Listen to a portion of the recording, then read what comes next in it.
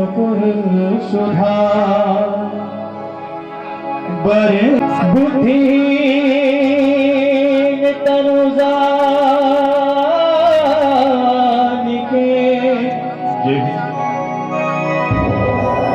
सुमेरो पवन कुमार सीताराम गाओ रे गाओ रे।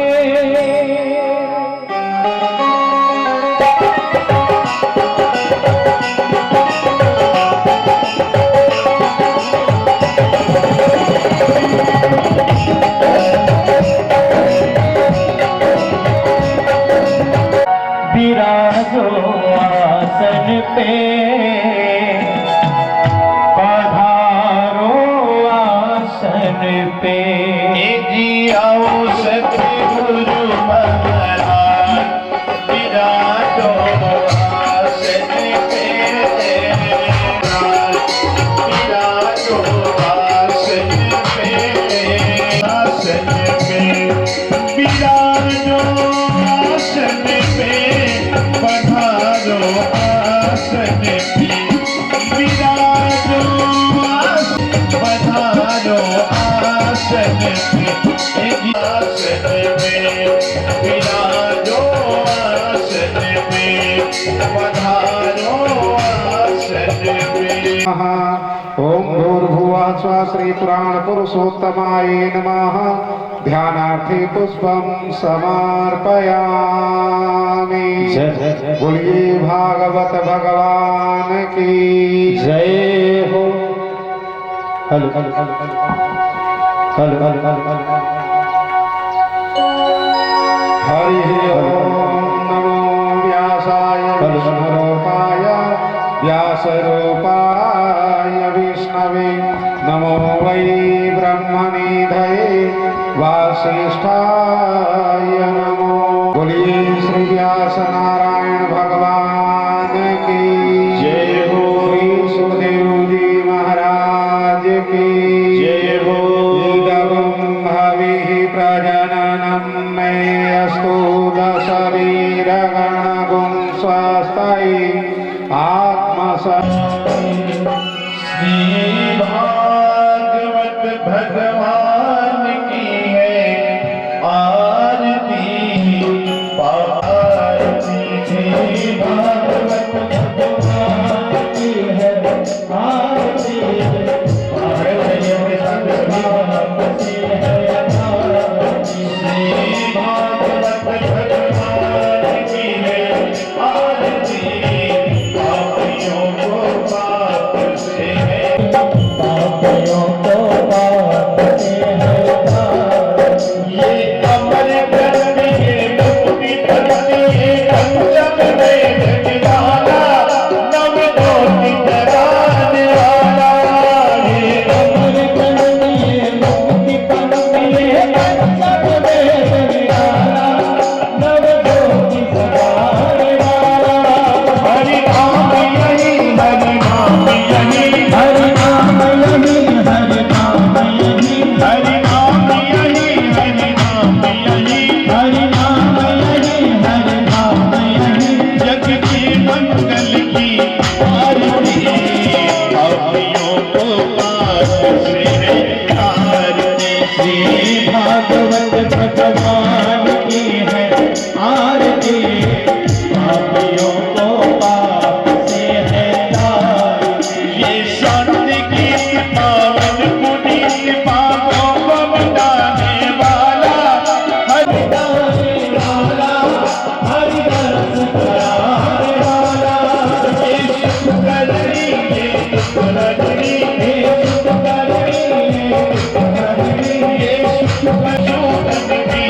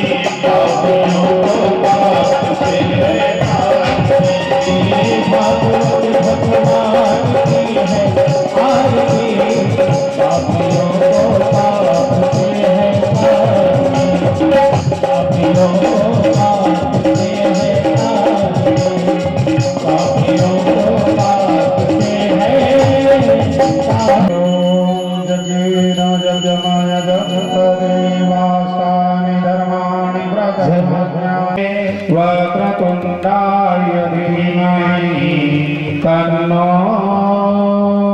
दन्ति प्रचोदयात्। हरिः ओम्। नारायणवाणि च पुष्पाञ्जलिर्मया दत्तो गृहाणां परमेश्वरः। मन्त्रपुष्पाञ्जलिं समर्पयामि। बोलिए भागवत भगवान की जय हो।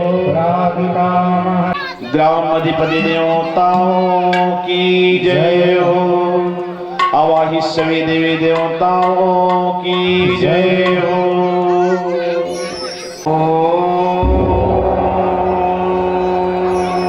स्वस्ति श्री गणेशाय नमः।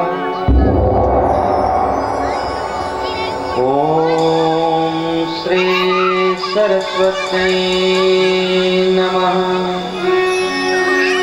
सीतानाथ समारंभा रामानन्दाय मध्यमा। अस्मदाचार्यः पर्यन्ता वन्दे गुरुं परम्परा।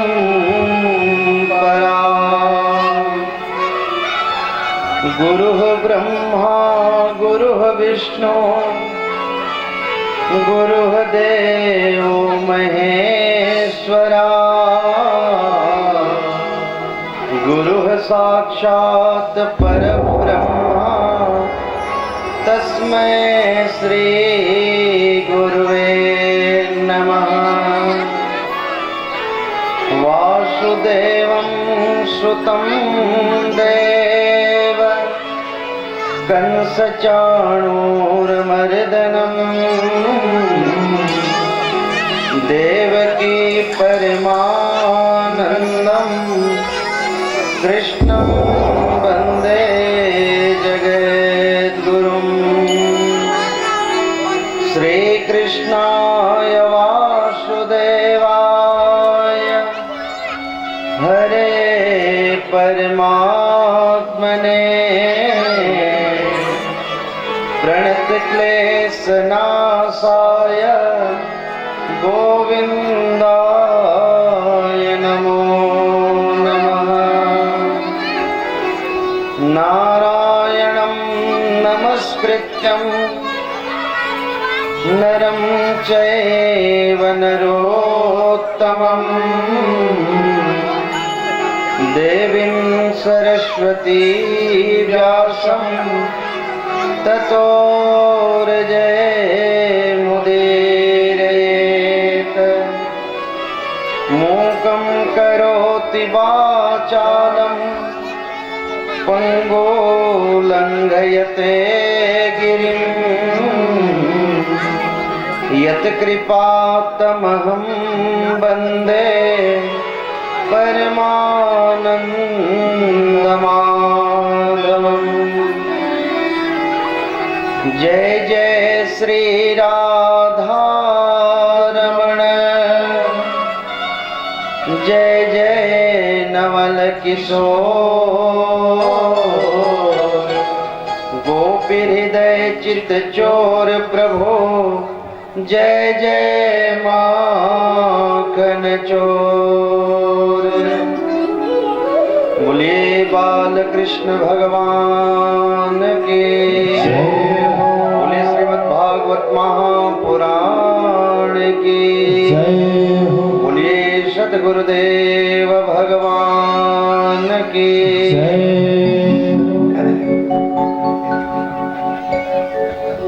परम आदरणीय संतजन एवं पधारी हुई साक्षात लक्ष्मी स्वरूपा मेरी माताएं, आप जितने भी भक्तजन यहाँ पर विराजमान हैं, सभी के हृदय पर विराजित मेरे परम आराध्य उस युगल सरकार के चरणों में कोटि कोटि नमन। सिया राम में सब जग जानी। 啊。कृपाणी।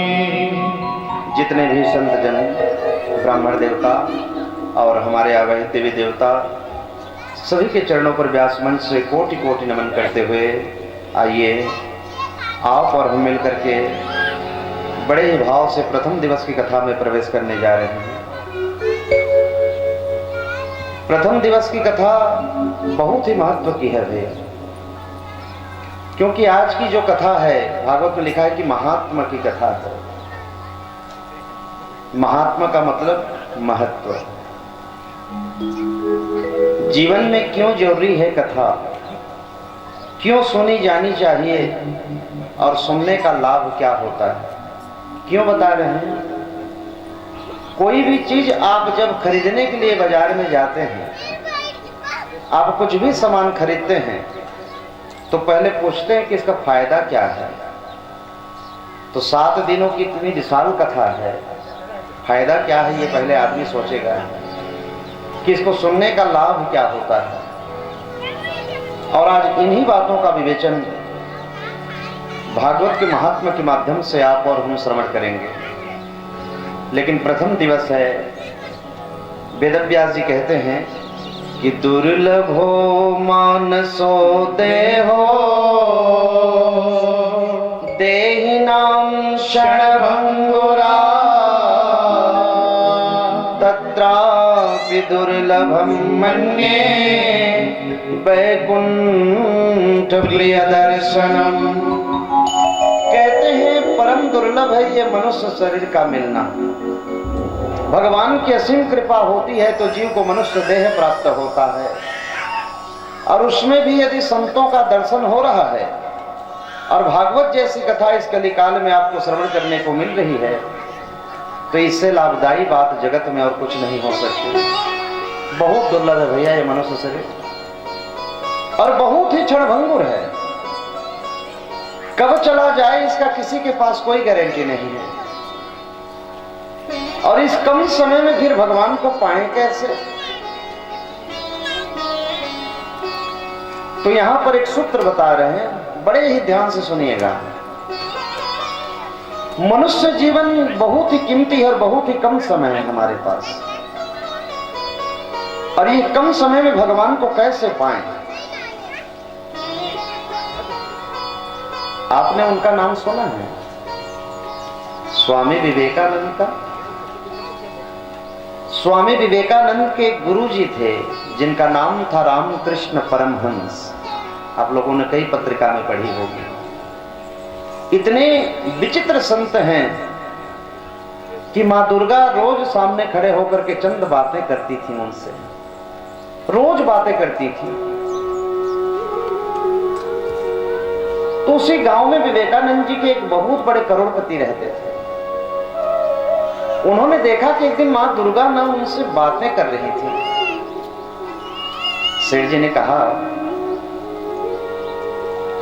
बाबा मां आपसे रोज बातें करती हैं क्या? हाँ हाँ। गुरुजी ने कहा, शायद मुझे इस लायक समझती हैं मां, तो रोज बातें करती हैं, क्या बात है? सेठ जी ने कहा, हम भी बातें करना चाहते हैं, मैं उनसे मिलना चाहता हूं। एक दिन कभी मां से कहिए ना कि हमसे भी मिलें। गुरुजी ने कहा, बिल्कुल मिला देंगे, लेकिन कहां पर भेजूं मैं उसे? आपका परिचय क्या है बेटा? आपका परिचय आप बता दीजिए जहां मैं उसे भेज सकूं। सेठ जी ने कहा, वो हाईवे रोड पर एक 3 मंजिल की दुकान है मेरी, वहां भेज दीजिए। गुरुजी ने कहा, वो तो तेरा दुकान हुआ, तेरा पता क्या है? कहा, बीच बस्ती में 5 मंजिल की महल है, बड़ी सबसे बड़ी महल है मेरी, वहां भेज दीजिए। गुरुजी ने कहा, वो जो तू पहले बताया ये तेरी दुकान का पता था, अब तो जो बता रहे वो तेरे मकान का पता है। मैं तेरा पता पूछ रहा हूं, तेरा पता क्या है? अच्छा भैया गौर से विचार करिए थोड़ा सा। मैं अभी आपको पूछूं कि भैया जी आपका परिचय क्या है, तो जो पिताजी ने नाम रख दी है आपकी, वही नाम बताएंगे, महाराज जी मैं फलाना साहू हूं। लेकिन क्या आपको लगता है कि वास्तविक में तुम्हारा पता है? क्या यही बनने के लिए आए हैं दुनिया में? जितने भी लोग बैठे हैं, हम भी हैं, किसी को भी अभी तक अपना वास्तविक परिचय पता नहीं चला है भैया। वास्तविक परिचय ही नहीं है। जो माता पिता ने नाम रख दिया उसे हम बताने लग जाते हैं। गुरुजी ने कहा, बेटा तू पहले बता ये तेरे दुकान का पता, और अब जो तू बता रही है तेरे मकान का पता, तेरा परिचय क्या है बेटा? सिर जी ने कहा, मुझे नहीं पहचानते। मैं। गुरुजी ने कहा, अच्छा तू यहां रहता है, मैं। गुरुजी ने एक बड़ी गजब की बात कही, बेटा जिस दिन तुम्हें वास्तविक परिचय का ज्ञान हो जाएगा कि तुम कौन हो, तुम्हें मां के पास जाना नहीं पड़ेगा, बल्कि मां तो हम सामने खड़े होकर के आकर के बातें करेंगी। बस वास्तविक परिचय मिलना चाहिए मनुष्य को। और कैसे मिलेगा ये परिचय? ये कथा बताएगी आपको कि आप कौन हो और क्यों आए हो। अच्छा एक चीज आप लोग बताइए, भगवान ने मनुष्य बना करके भेज दिया धरती पर, क्यों भेजा है? कुछ कारण है, चाहते तो किसी और योनि में जन्म मिल जाता, लेकिन मनुष्य बनाने का मतलब क्या है? क्यों आए हैं यहाँ? हमारा जन्म क्यों हुआ है धरती पर, और क्या उद्देश्य है यहाँ आने का? कुछ तो कारण होगा। आज तक हम लोगों ने रुपया पैसा कमाया भैया, लेकिन ये चीज विचारने का कभी प्रयास नहीं किया। और एक चीज कहूं भैया, यही छोटी सी बात जानने में पूरी उम्र बीत जाती है कि मैं कौन हूं, लेकिन पता नहीं चलता, पता नहीं चलता। मैं अगले साल आपके घर आया था, कड़गी में आप मिले थे, पूछा कितने दूरी है? लोगों ने कहा वही 6-7 किलोमीटर होगी यहां से। हमने कहा अच्छा। अब रास्ते पर खोजते खोजते आए, कुछ दूर पहुंचे तो लिखा था कि मरकड़ा अब 4 किलोमीटर है। हमने कहा यहाँ है क्या? बोले नहीं नहीं, अभी तो 4 किलोमीटर है। थोड़े और आगे चल के आए, नई गांव थी हमारे लिए, इस क्षेत्र में तो पहली बार आए। हमने कहा अब कितनी दूर? वहां लिखा था 2 किलोमीटर। आसपास देखे तो वहां भी मरकड़ा नहीं थी। जब यहाँ रोड के पास आए ना, तो पूछा यही है क्या? बोले हाँ हाँ यही मरकड़ा है, लेकिन वहां पर बोर्ड में लिखा था भैया मरकड़ा 0 किलोमीटर। जरा गंभीरता से विचारिएगा, जहां संख्या है वहां पर मरकड़ा नहीं थी, और जहां संख्या नहीं है, जहां पर 0 है, वहीं पर ये मरकड़ा मुझे मिली। कहने का मतलब, जिस दिन हमारे जीवन में शून्यता आ जाएगी, जिस दिन हमारे बताने के लिए कोई परिचय नहीं बच जाएगा कि मैं कौन हूं, जिस दिन हमारे जीवन में शून्यता एहसास करेंगे आप कि हे प्रभु मैं तो कुछ भी नहीं हूं, उस दिन फिर तुम्हें तुम्हारा परिचय पूछना नहीं पड़ेगा। तुम्हें स्वयं ज्ञान हो जाएगा कि आप कौन हैं और क्यों आए हैं और आने का उद्देश्य क्या है। यही परिचय और यही ज्ञान बताने के लिए कथा आज आपके जीवन में आई है कि हम हैं कौन, क्यों आए हैं और जीने का मतलब क्या है हमारा। हमारे गुरुजी तो कहते हैं कि जब मैं था तो हरि नहीं, अब हरि है मैं नाही, प्रेम गलियत साकरी, अता में दो न समाई। जब मैं था तो हरि नहीं, जब तक मैं है भगवान नहीं दिखेंगे, और जिस दिन मैं खत्म हो जाएगा तो भगवान ही रहेंगे, फिर मैं समाप्त हो जाएगा। कथा सुन करके प्यारे जीवन से ये मैं खत्म हो जाए, अभिमान बस चला जाए। अच्छा एक चीज मैं आपको कहूंगा, ये जो भागवत की कथा है ना, जीवन में कभी भी मनोरंजन की दृष्टि से ना सुने कि चलो हो रही है टाइम पास कराते हैं, किंचित जीवन में परिवर्तन आ जाए इसलिए सुने। और क्षमा करिएगा यदि सुन करके भी परिवर्तन नहीं आया, कथा नहीं सुनी, केवल समय बर्बाद किया है। कथा सुन करके परिवर्तन आनी चाहिए जीवन में, ये कथा है। क्योंकि कहते हैं गुरुदेव भगवान कि मनुष्य के जीवन में शांति और समाज में क्रांति लाने वाली कथा है। इसलिए प्यारे, इसे जीवन में कभी मनोरंजन की दृष्टि से नहीं। और भागवत के सूत्र कहती है कि तन पवित्र सेवा किए, धन पवित्र किए दान, मन पवित्र हरि भजन कर, तो होत त्रिविध कल्याण। तन की पवित्रता, भैया साबुन लगाने से तन की पवित्रता नहीं होती। तन को यदि पवित्र करना है तो सेवा करने से हो सकती है।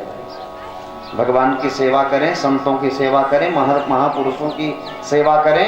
जैसे आप लोग कल सब कलश यात्रा पर चल रहे थे, क्यों? भगवान को मनाने के लिए। और जैसे जैसे आपने कदम बढ़ाई, आपकी तन की पवित्रता बढ़ती जा रही थी। क्यों? ये कदम जगत वालों के लिए नहीं, बल्कि मेरे परमात्मा के लिए उठ रहे थे। इसलिए आपका तन तो पवित्र हो गया है। धन की पवित्रता ये केवल दान करने से होता है भैया। धन की यदि पवित्रता चाहते हैं तो दान करिए, सत्कर्म करिए, अच्छे अच्छे कर्म करिए, जैसे ये हो रहा है।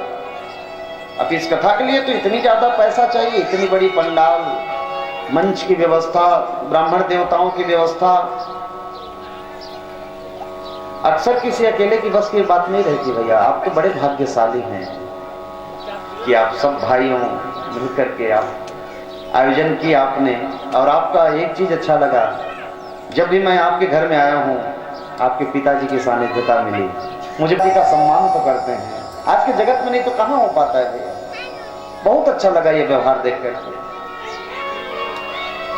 सेवा करने से तन की पवित्रता बढ़ती है और धन की पवित्रता दान से वो आप कर रहे हैं। आपकी धन की पवित्रता बढ़ रही है। आपके पास में जितनी संपत्ति होगी ना भैया, आज से वो और चमकेगी। क्योंकि आपने अपने जीवन की संपत्ति को, जो भगवान प्रसाद से प्राप्त है, आपने सत्कर्म में लगाने का प्रयास किया है। मन पवित्र हरि भजन कर, होत त्रिविध कल्याण। मन की पवित्रता केवल हरि भजन से हो सकती है। और मन की पवित्रता बहुत जरूरी है भैया। क्यों? आज प्रथम दिवस है। मन पवित्र नहीं होगा तो उस पात्र में जो चीज रखेंगे वो गंदी हो जाएगी। जैसे मान लो बारिश हो रही है, बरसात, आप कहें कि मेरे आंगन में वर्षा हो रही है, जल मैं प्राप्त करूं, तो जितना बड़ा पात्र रखोगे आंगन में उतना ही तो जल आएगा उसमें। इसलिए पात्र को थोड़ा बड़ा रखिए, लेकिन शर्त है पात्र को धो मांज करके साफ करके रखेंगे तो जल पीने योग्य हो जाएगा। तो अब आज से 7 दिन तक अमृत रूपी वर्षा तो होने वाली है कथा की। पात्र को थोड़ा विशाल बनाइए और अपने हृदय रूपी बर्तन को ना थोड़ा साफ करके रखिए, ताकि वो जीवन में पीने योग्य हो जाए ये कथा। इसलिए मन की पवित्रता बहुत जरूरी है। तो मन की पवित्रता तो केवल हरि भजन से हो सकती है। आइए आप और हम मन को पवित्र बनाने का प्रयास करें, पवित्र होने का प्रयास करेंगे। बोलिए भक्त वत्सल भगवान के जय हो। जय कुंज विहारी, जय राधा माधव,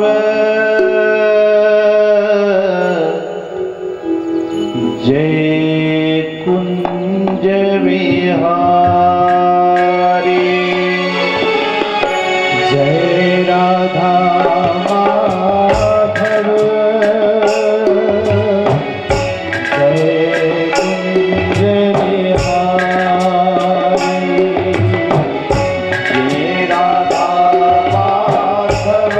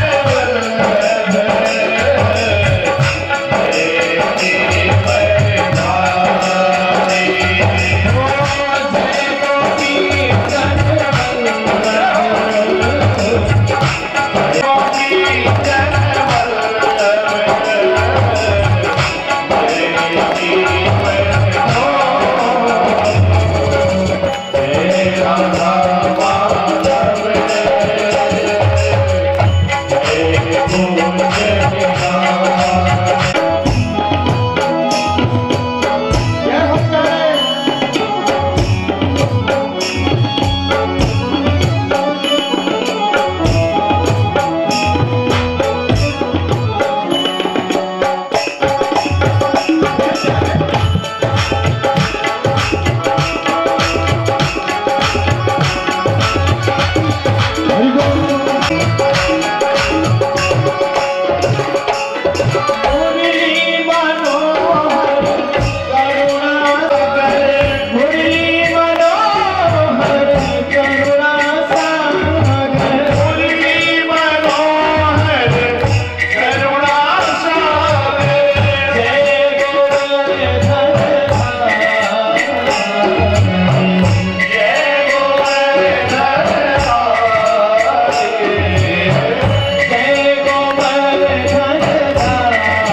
कृष्णा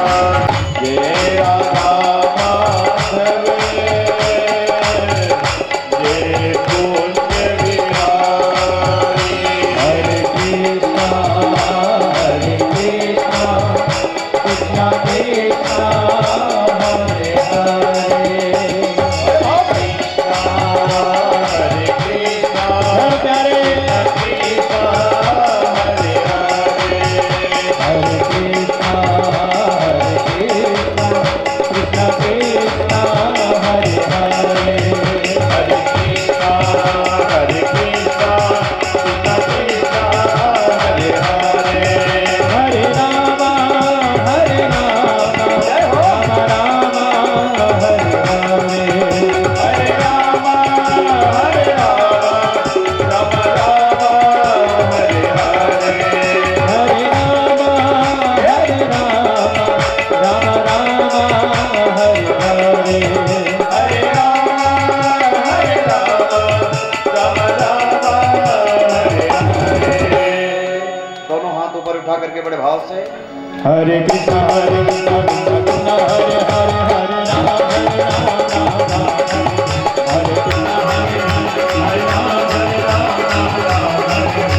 कृष्णा कृष्णा कृष्णा हरे राम हरे राम राम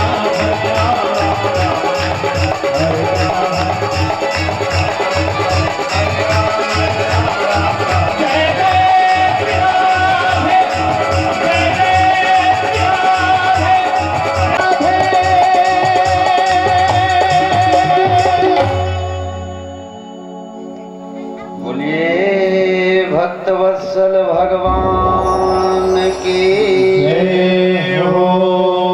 ओम नमो भगवते वासुदेवा।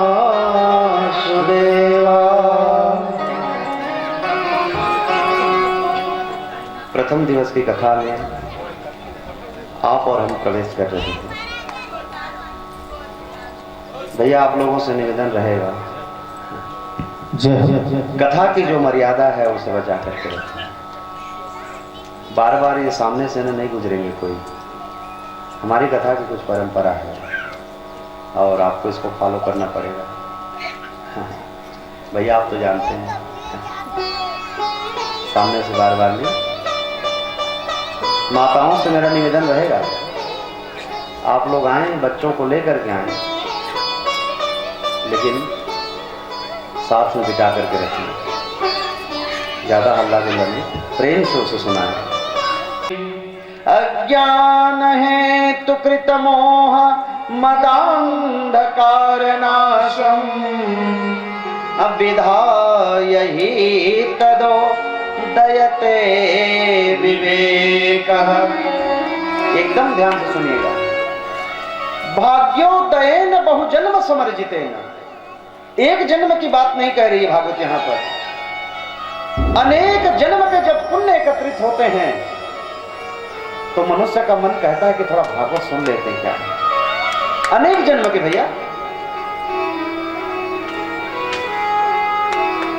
और आज मुझे लगता है कि आपके परिवार का, आपके पिताजी के आशीर्वाद, सबका भाग्य अनेक जन्म के आज एकत्रित हुए हैं, तो ये कथा आज आपको सुलभ हो रही है।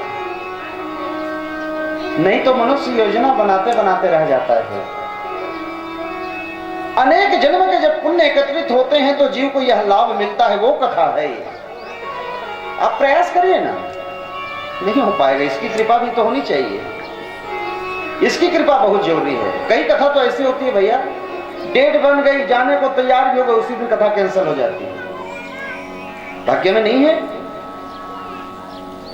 और जिनके भाग्य में है, देखिए इतनी कथा की व्यस्तता। आज मैं जो कथा बोल रहा हूं शायद 110 नंबर की कथा होगी, 110वीं कथा चल रही है।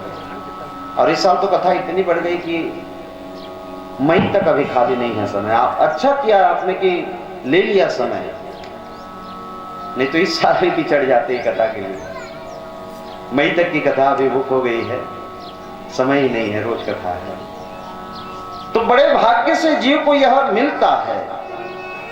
तो देखिए भागवत क्या है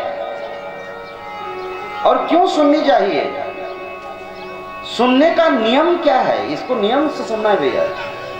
इसके नियम हैं। कई लोग कहते हैं महाराज भागवत करा ले लेकिन फल नहीं मिला। कई लोग कहते हैं भैया, हम कहते हैं नियम से नहीं सुने। कभी कभी हम लोग डॉक्टर के पास जाते हैं ना भैया, तो यदि कोई दवाई दे डॉक्टर साहब तो कुछ नियम अनुपान भी बताते हैं ना भैया, कि ये गोली ना खाली पेट से खाना और ये गोली गर्म जल से पीना। अब उस हिसाब से खाएंगे पिएंगे तो असर करेगा, नहीं करेंगे तो रिएक्शन होगा। उसी तरह तो कथा है, नियम से सुने तो फल है, नियम के अनुसार सुने यदि फल चाहिए तो। हाँ, तो कथा के नियम क्या है, पद्धति क्या है, इन्हीं सभी चीजों का जिस पर विशुद्ध विवेचन होता है उसे ही भागवत महात्म्य कहते हैं। और हम आज उसी भागवत महात्म्य की दिव्य कथा श्रवण कर रहे हैं। और महात्मा की कथा जब आरंभ करी वेद व्यास ने तो एक प्रार्थना की है भैया। सुनने में बड़ी ही सरल लगती है लेकिन बहुत ही गंभीर है। बड़ी सुंदर प्रार्थना किया है वेद व्यास ने। अब जितने भी भक्तजन बैठे हैं, मेरे माता पिता, दोनों हाथ जोड़ लीजिए एक बार, और हो सके तो मेरे साथ में कहिए, सच्चिदानंद रूपाय विश्वोत्पत्त्यादिहेतवे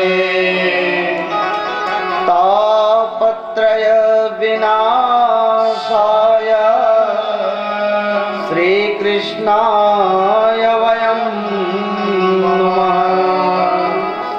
बोलिए श्री कृष्णचंद्र भगवान की जय हो। सुना आप लोगों ने?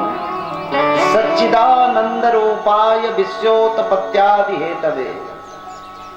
सुनने में कितने सरल लग रही है ना भाभी, सच्चिदानंद, लेकिन 3 शब्द मिला है इसमें, सत धन चित्त धन आनंद बराबर सच्चिदानंद।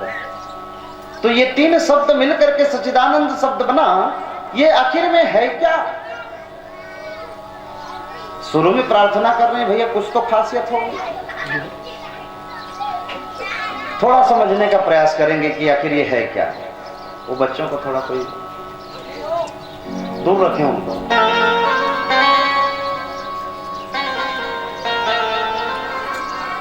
भैया आप अपने बेटे की शादी थोड़ी की, नहीं की है, 1-2 साल में करेंगे। अब तो कथा हो गई ना भैया, आप करेंगे। जब कोई व्यक्ति ना भैया बहू देखने के लिए जाते हैं तो 3 चीजों का विशेष ध्यान रखा जाता है, आप भी रखिएगा। 3 चीजों का भैया। क्या क्या? सबसे पहले विचार तो ये आता है कि वो दिखने में कैसी है। जो हमारी बहू बनेगी वो दिखने में कैसी है, सुंदर तो है ना। आप लोग पता करते हैं ना, गांव वालों ने कहा हाँ बढ़िया सुंदर है। तो सुंदरता से ही काम नहीं चलेगा, सुंदरता ना चाटोगे, कोई गुण भी तो होना चाहिए। आपने जाकर के पूछा सुंदर तो हैं, व्यवहार कैसा है इनका, मिलनसार है, बातें बातें करती है कि गूंगी है। हाँ हाँ महाराज, बढ़िया स्वभाव की गुड़िया हैं और बढ़िया बातें करती हैं। हाँ हाँ, अब व्यवहार जान लिया। तीसरा नंबर आप जानना चाहते हैं गुण कैसा है। कुछ घर का कामकाज, भोजन बनाना, सिलाई कढ़ाई, रसोई का, बच्चों को पढ़ा लेती हैं क्या। हाँ हाँ, ये भी बढ़िया गुण है, बढ़िया बनाती हैं। ये तीनों चीज जब परफेक्ट हो जाता है ना, तो हम और आप उसे सेलेक्ट करते हैं, हाँ ये हमारे घर के लायक ठीक है। ठीक है ना, ये तीनों चीज ध्यान रखते हैं ना भैया, ठीक बोलो ना। शुरू हो रही है तो 7 दिन की इतनी विशाल कथा में जा रहे हैं, जरा इसके बारे में नहीं जानोगे। वो जो सामने बैठे हैं पहले जान लें, जिसकी कथा हम सुनने जा रहे हैं पहले उनके रूप को जाने तो कि वो दिखता कैसा है। और एक बात कहूं भैया, आप पूछेंगे कि वो दिखता कैसा है, तो मैं तो यही कहूंगा जिसको देखने के बाद में जीवन की और किसी चीज को देखने का मन नहीं करता, इतने खूबसूरत है। जीवन के और किसी चीज को देखने का मन ही नहीं करता। कैसे पता चला ये? वृंदावन गए हैं आप लोग से? कोई नहीं गए हैं? जाइए, बहुत जरूरी है। वहां जाने के बाद आपको पता लगेगा क्यों ये बांके बिहारी जी की जो मंदिर है ना, वहां सबसे राजा तो वही है। वहां के बिहारी जी के मंदिर पर जाएंगे भैया आप, तो हर 5 मिनट में मंदिर का पर्दा सरका दिया जाता है, हर 5 मिनट में। हमारी कथा ना 2 बार वहां हुई वृंदावन में, 2 बार करके आए। सौभाग्य है जीवन का, जो बुलाते रहते हैं बिहारी जी को। फिर योजना बन रही है, कुछ समय बाद वृंदावन में फिर कथा की आयोजन होगी। आहा, बिहारी जी के मंदिर पर जाकर के हमने देखा कि हर 5 मिनट में पर्दा सरक रहा था। हमने किसी बुद्धिमान से पूछा, बोले बाबा ये हम लोग इतना दूर से देखने के लिए आते हैं इनको, और हर 5 मिनट में पर्दा सरका दिया जाता है, ठीक से दर्शन नहीं होता, कारण क्या है? तो वहां के विद्वानों ने बताया महाराज कि इतने खूबसूरत है मेरे बांके बिहारी कि अगर कोई व्यक्ति एकटक देख लिया उसको, उसका खेल खत्म वहीं पर, वो फिर वृंदावन से लौट नहीं सकता। जैसे उनसे आंखें चार हुई, वो व्यक्ति वहां से लौट नहीं पाएगा, वहीं का होके रह जाएगा। कितने रह गए, जाकर के देखिए तो कभी। कहते हैं बहुत बड़ा करोड़पति नाम था पथिक, बॉम्बे के प्रसिद्ध सेठ, आए बिहारी जी के दर्शन करने के लिए, लेकिन आहा, नजरें क्या चार हुई मेरे परमात्मा से महाराज, उन्हीं के दास बन करके रह गए। करोड़ों की अनंत संपत्ति को त्याग करके महाराज वहीं की दासत्व से स्वीकार कर ली इन्होंने। और वही पथिक जी महाराज वृंदावन के हाईवे रोड पर जहां छठी करा है आजकल, जहां देवकी नंदन जी महाराज की मंदिर है, प्रियाकांत जी, वहीं छठी करा के चौराहे पर ये खड़े हो जाते हैं हाईवे पर। और जो भी उस तरफ जाते बिहारी जी की तरफ ना, तो मना करते जाने से, भैया मत जाओ वहां, मत जाना वहां। लोगों ने कहा क्यों? बोले बहुत बड़ा लुटेरा बैठा है वहां, मेरा तो सब कुछ लूट लिया, कहीं आपका ना चला जाए, हे प्यारे इसलिए मत जाइए। और एक ही आवाज में रोज चिल्लाते हैं, कहते हैं ओरे पति की